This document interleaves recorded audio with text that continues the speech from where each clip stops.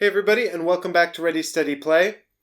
As you can see from all of this stuff, we are revisiting the Edge Dawnfall.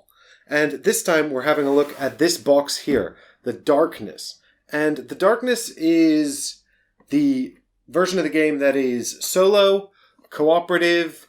You can also play against the Darkness. There are so many ways to play with the faction that's in this box that expands this game even more with different game modes and campaign game modes and stuff like that. So what I'm going to do is I'm going to talk a little bit about that, and then I'm going to run you through how the Darkness AI works and how you sort of set it up.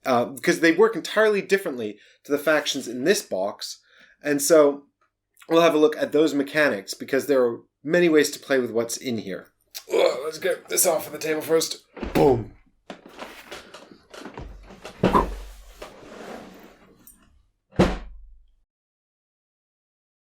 Now, in order to understand how to play the Darkness solo mode and campaign mode and cooperative mode, you will need to understand how to play the Edge Dawnfall. So if you haven't seen my The Edge Dawnfall How to Play video, please do go check that out, because it explains the basic game and how to control the basic factions. You will need to take on the role of a basic faction in order to fight the Darkness, so you will need to know how they work. The Edge Dawnfall is a hex-based skirmish game. It's set in a grim future where all of these different races and factions are fighting over control of these crystals, which have mysterious powers that include time travel and transmogrification. The Darkness is an unseen, unknowable force that slips out of nowhere and starts to threaten everybody. And what's interesting is they don't have any interest in the crystals at all. They're more interested in just consuming everything with their misery and hopelessness. What they actually add to the game is they add a solo game mode which allows you to play against the Darkness faction, and you can play against the Darkness faction in a campaign mode, in a one-off skirmish game, or in what's called Last Man Standing, which is where you see how long you can last before they overrun you. You can also play against someone who's controlling the Darkness, and when the player is controlling the Darkness, they use some of the automata rules, some of the automatic rules for the Darkness, and then they have some player decisions to make, so it's sort of a halfway house between the solo mode and a full-on faction as you would play in the base game. You can also play a co-op version of some of the campaigns where you both play against the Darkness and you split your team, where either you share a faction or you each have your own faction, but then you have diminished powers because you're able to pair up two different factions. So what I'm going to do in this video is talk about the AI rules for the Darkness. I'll mention where the differences are between those AI rules and the version of the rules where you're playing against a player who's controlling the Darkness, but I'm not going to go into all of the different campaigns. There are many of them. Some of them are designed around the idea that you're playing through a whole story by yourself. Some of them showcase the different monsters in this box and give you a story based around that monster, while others are designed to be sort of very quick, short, one-off campaigns that you might be able to play through if you have an entire day or even a very long evening to do it. But to start with, let's have a look at the components you need in order to play with the Darkness faction.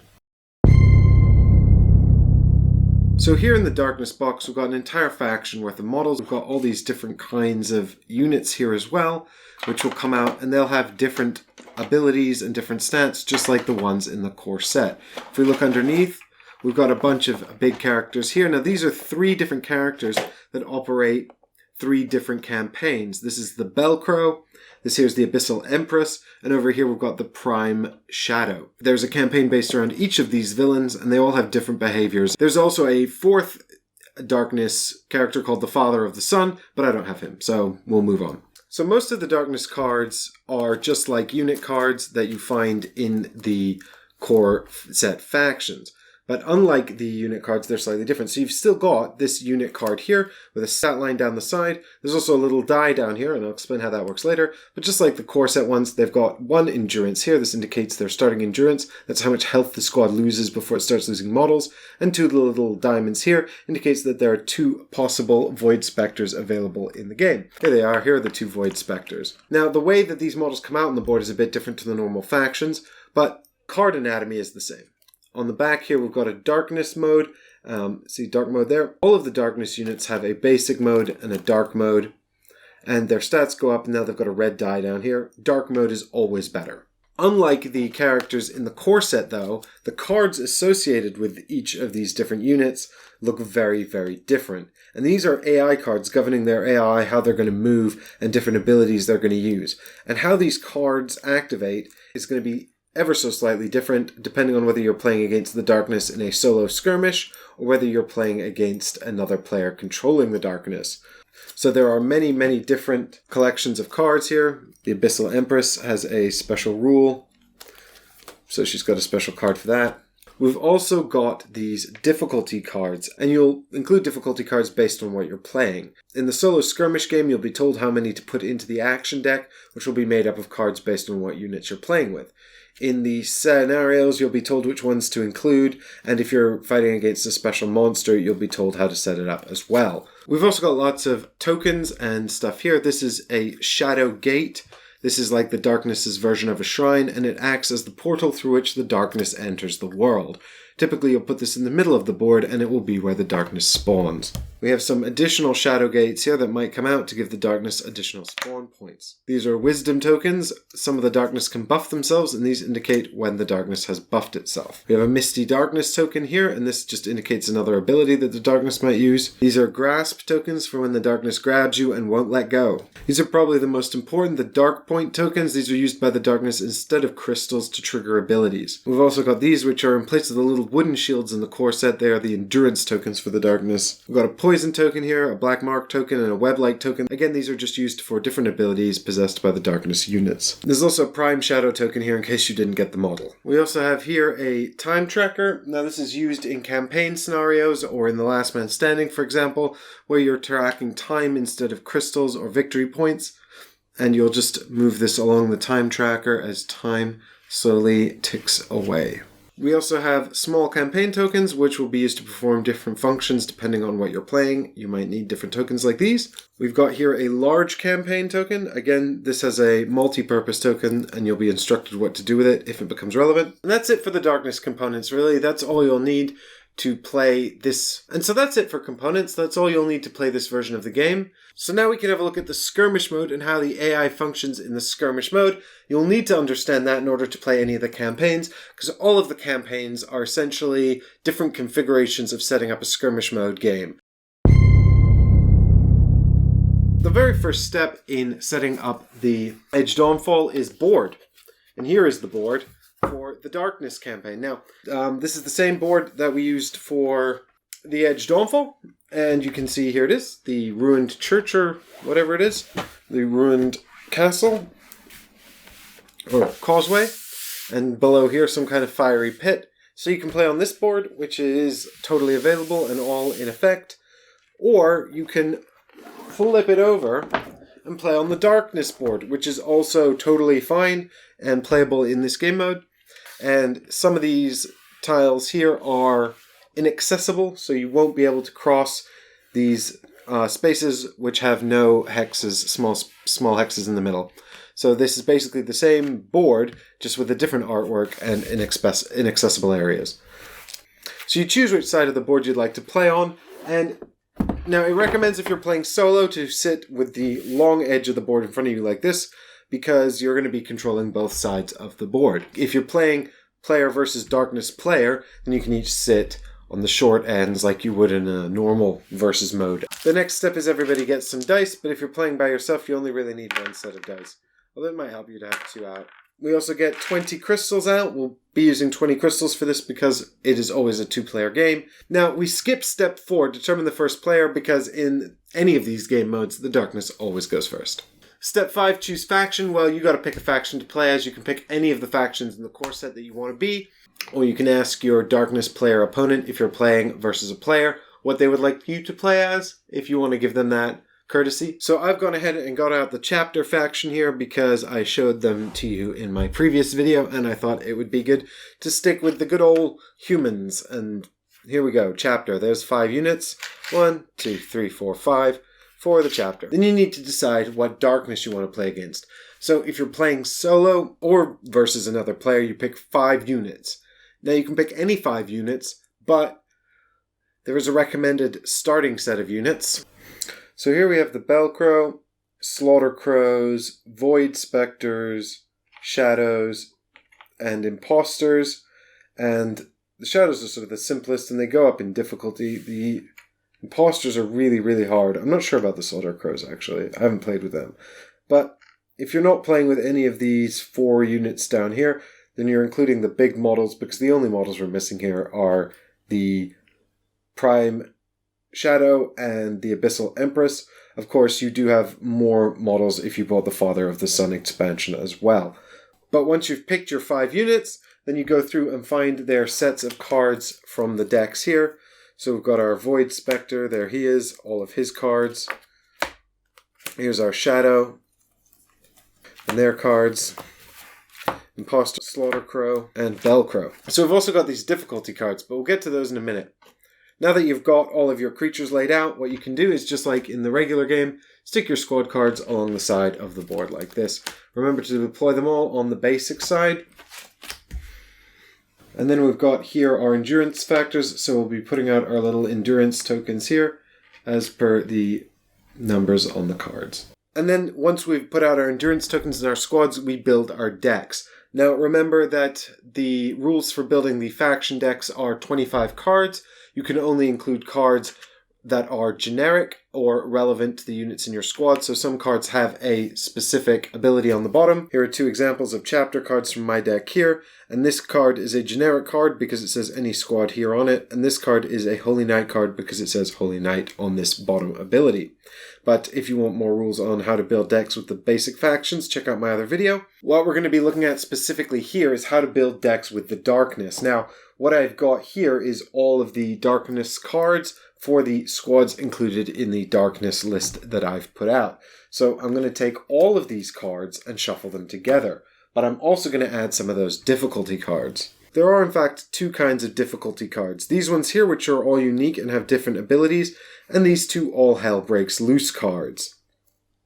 And what you're going to do is you're going to take the all hell breaks loose cards and shuffle them in with all of the unit cards.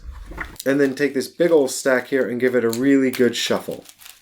Once you've given this a really good shuffle, just take 6 cards. Give the difficulty cards, there's the 5 difficulty cards, a really good shuffle as well. And deal out 2 of those. Then another 6 cards from this deck. 2 more difficulty cards. So there's 1 left that's discarded. And then 6 more from this deck. And that's your darkness action deck. And you can stick this here where the action deck lives. The rest of these cards are not going to be used. And you can put them away with this discarded difficulty card as well. Now this setup of the darkness cards, 6-2-6-2-6, is only used for solo play. If there is a darkness player, you'll build a deck of cards equal to the size of the opposing player's deck. So if they have 25 cards, then you will also have 25 cards.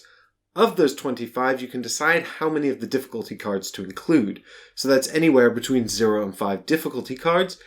The rest of the cards will be made up randomly from the deck we constructed of all the unit cards and the all hell breaks loose cards. Make up your 25 card deck, then shuffle the entire thing, including the difficulty cards, and then set it down here on your side of the board.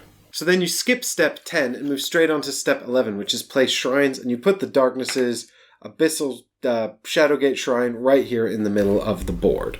And then the player can put their shrine down anywhere that's at least 2 spaces away from the shadowgate as per the normal rules, and then you move on to crystal source placement. If you remember the rules for placing the crystal sources in the core set, they must be at least 2 spaces away from any shrines and any other crystal sources. However, in the darkness mode, they must also be exactly 1 space away from the shadowgate. So this gives us very limited places that we can put them on this particular map. So here we're 2 spaces away from that one and 1 space away from the shadowgate.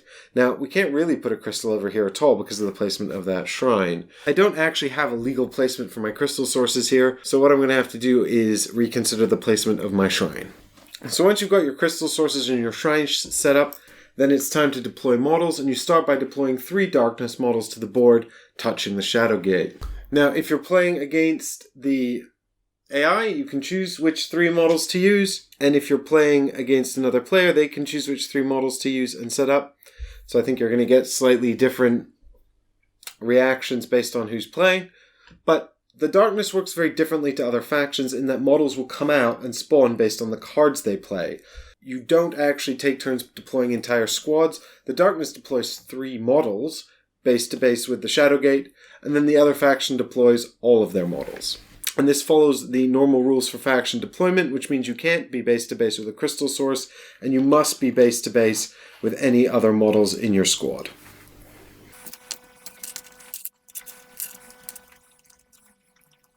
And then the darkness grabs a small campaign token to use as a victory point tracker, and you use your faction tracker just as normal. Set those up on the victory points board here. And you get 2 crystals if you are a core set faction. If you are the darkness, you get 3 darkness tokens. Don't forget to plant your chapter banner. Then draw 3 cards from the top of your deck. The darkness AI doesn't draw any cards, but if there's a darkness player, they also draw 3 cards. And then play begins with the darkness turn. So, just like in the regular game, whoever gets the victory point marker to their victory point side first is going to be the winner. The darkness turn essentially works with resolving automated cards. So what we're going to do is we're going to draw 2 cards from this deck. We're going to draw 1 and fully resolve it. Then we'll draw the next card and fully resolve that. If we're playing against another player, they would choose 2 cards from their 3-card hand to play and fully resolve. Now, if we're playing against the AI, they'll resolve 2 cards, but if they're both difficulty cards, then we will choose 1 for them to resolve and the other will be discarded. So here I've drawn the top card of the Darkness deck, and it's an imposter card. And this top set here is a set of actions that we must resolve in order. So it says spawn 1 imposter and restore 1 endurance token of imposter. So in this case, we would go to the imposter area of the board here, take an imposter model, and spawn it here on the board. When a darkness model is spawned, it's always spawned base-to-base contact with the shadowgate. If it can't be spawned next to the shadowgate, then it's spawned in base-to-base contact with any enemy model. And of course that's chosen by the darkness player or the faction player, depending on who's involved in the game. So in this case, our imposter is going to go down here next to the shadowgate, as chosen by our chapter player because they're the only one. So we have been able to respawn an imposter. However, we cannot restore an endurance token because they've already got one. So we just skip over this step. At the bottom it says, or gain 3 darkness tokens, which means we would take 3 darkness tokens and add them to the darkness token pool. These are not like crystals, so they don't deplete, they're just spent. However, because we've been able to do at least one part of this first section, we miss the or section. If this said and, we would have to do it. But because it says or, it is only triggered if you cannot do any of this top part. That means that all the imposters are on the table and they have full endurance. So we skip this step. Now, if there's a darkness player, they can choose whether to spawn an imposter and restore an endurance token. They can also choose to do one and not the other. They can also choose to ignore it entirely and take the 3 darkness instead. So they can choose how they want to deal with these sections of the card. They can also choose whether or not they want to do Snake Tornado or just have a darkness token. So there's a lot more flexibility on these cards if you're playing against a darkness player and not the AI. Then it says move. This means we move all imposter models. Now there is only one imposter model, but if there were more, we would move them all. And the AI for moving works as follows. So first we're going to check the stat line here to check their stats. Now remember, this is initiative, combat, defense, and movement, so they have 3 movement on their basic side. Now they want to move into base-to-base contact with the model with the lowest initiative. They'll go for a model with dash initiative if they can, otherwise they prioritize the lowest number. In this case, we know that both the Rangers and the Pilgrims have an initiative of 1. So this darkness model here is going to move to the Rangers or the Pilgrims. Where possible, they're going to try to avoid any penalties. So for example, they're going to try to avoid shrines like the Razek shrine that give them debuffs. They're going to try to avoid the Reborn Thornheart Wood and their tree tokens that come out. They're going to try to avoid demon models with the Crystal Aegis token. They're going to avoid the Oracle of Wrath with the Weakening Reborn token. They're going to avoid Underground Strike, which is a kind of reborn thing that the worms do. And they're going to avoid the Razak Mines as well. This is the Master of Elements. He has an ability called Crystal Aegis. He can give the Crystal Aegis to another demon thing. This makes that thing essentially invulnerable. The darkness will always ignore things with the Crystal Aegis when they're being triggered for movement and combat because it is impervious. They'll always just ignore it. Now, if they have to choose between being debuffed or not entering combat, they will enter combat and suffer the debuff. However, if they can avoid it, they will. So a good way to remember this is simply that if they can avoid your Clever Trap, they will avoid your Clever Trap. Now, if possible, they will also attempt to block crystal sources and, if possible, push you away from crystal sources. Now, in this case, our imposter can't push any of the models on the board because she's just a one base. But if it were, say, the Bellcrow would prioritize stomping down next to crystals and pushing you away from the crystals. He would prioritize coming down next to crystals and pushing you away. For example, if you wanted to engage a ranger here, he'd prioritize entering this space and pushing the ranger out rather than standing in base-to-base contact next to the ranger. Our imposter here is going to move. Now, she can go 1, 2, 3 to get to here. She can go 1, 2 to get to here. This means that she will head for this ranger here, who is the closest enemy model. A sort of shorthand way of remembering how the movement works for the darkness is, what would be the worst thing for you? It does that. Now, in a 2-player game where there's a darkness player, you can ignore all of that because that player will just control the movement of the pieces and decide where they go. So the next step we've got is combat, except models spawned by this card. So we have no combat because the only imposter on the board here is the one this card spawned. If we did have combat, it would proceed as normal. That is to say that we would check the combat stats of the imposter, compare them to the combat stats of the ranger, and then we would perform a combat. In this case, the imposter would attack first because they've got a higher initiative, and they'd roll a yellow die because they're on their basic side, and they would add 3, and then the ranger would get to roll a die and add 2 as per their defense, and combat would proceed as normal. Finally, it says here, change to dark mode. So that means that this squad card is now going to be flipped over, and they're going to be on dark mode, which means that they've got different stats, and every time they roll a die, they'll be rolling a red die. So the darkness really only exists in 2 states, basic mode and dark mode. In basic mode, whenever they have to roll a die, they will always roll a yellow die, and in dark mode, whenever they have to roll a die, they will always roll a red die, which makes them incredibly scary in dark mode. And it's also worth noting that they ignore the cogs on the die, so they can't do anything with those cogs because they don't have crystals.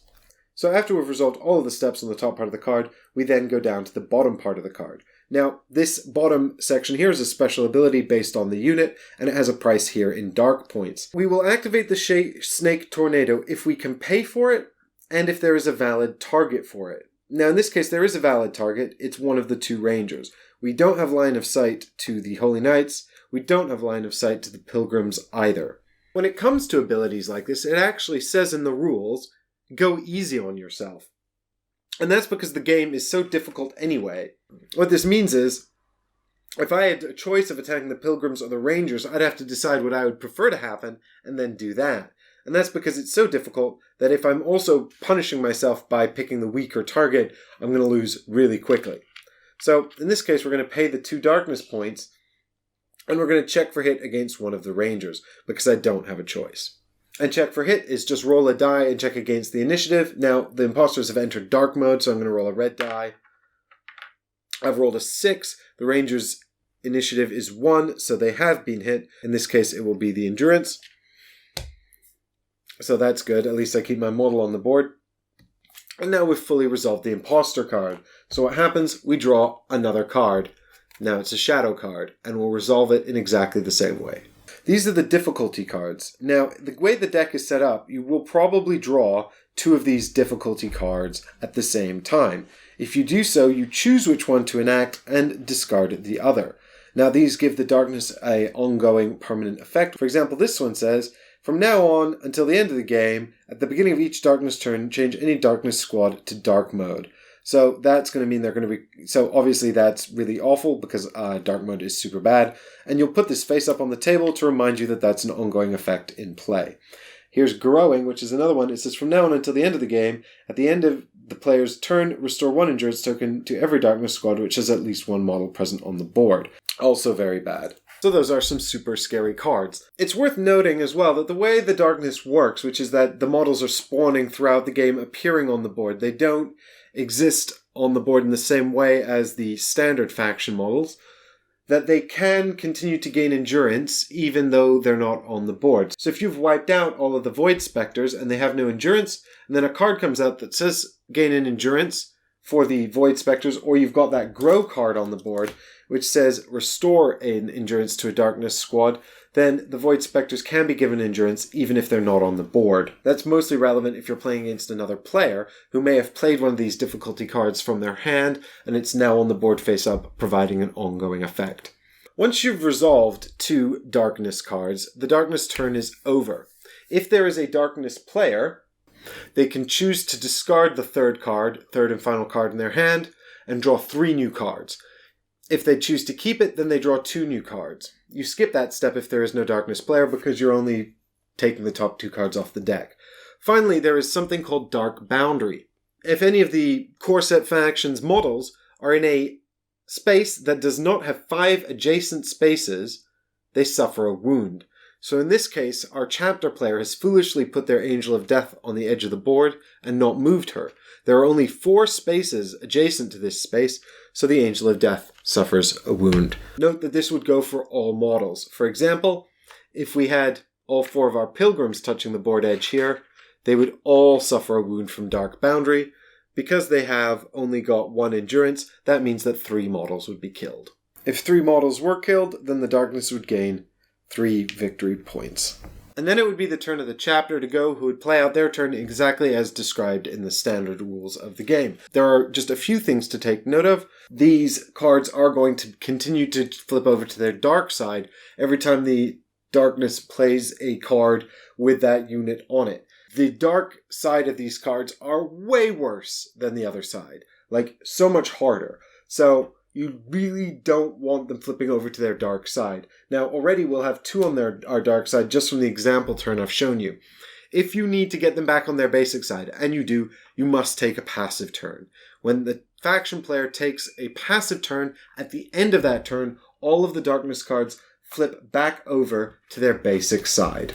So that's the sort of an overview of the Darkness AI, and this is the skirmish mode, obviously. There are campaigns, there are lots of campaigns, there are campaign maps with trackers that you put stickers down on. There are mini campaigns that don't have that, but give you different scenarios that you move through as you go along. Many of the campaigns can be played, all the campaigns can be played solo. Many of them can also be played co-op. If you're co-op, then you can just take the starting units and split them between the 2 of you. If there is an uneven number, you have to decide who gets the extra one, but maybe you give someone else more models or cooler units. And the way it works in co-op is that player A takes a turn, player B takes a turn, and then the computer takes a turn. The other thing is that in co-op mode, you can each take a different faction, but if you do that, you each have... The thing about co-op mode as well is that you each have your own decks, so you have less access to cards, less flexibility in terms of what you move around, stuff like that. If you're playing different factions, you have to choose. One person gets a shrine, the other person gets a chapter banner. So you've each got a different thing, which means that you may not have access to your cool banner ability or your cool shrine ability. But there are cool ways you can combo the different factions as well. And also some cards give every unit in a faction a bonus. So if you're playing the co-op mode with different factions, then that's not going to help. If you're playing with the same faction, that does help because it affects, for example, everyone on the chapter side. What I'm going to be doing is playing a scenario from the Abyssal Empress mini-campaign with Ollie tomorrow on Ready Steady Play. So we'll show you how that works, and you can join us as we play with the Razek against the Darkness. And yes, we took the Razek because we thought they were very cool in the game where I played against Ollie with them. So we'll see if we can beat the Darkness in that mini-campaign scenario. We did play through the first scenario, but we're going to be playing scenario number 2 because we think it's more interesting. If you are playing a scenario, you must follow all of the setup and stuff from here, except on the scenario where it tells you to do things differently. It may also specify which board to play on, otherwise you can choose which board to play on. But there are so many scenarios in the book, I haven't gone through them all. So I will leave you to discover that on your own, and I hope you'll come back tomorrow to join us for our co-op game, me and Ollie versus the Darkness. Thanks for watching, everyone.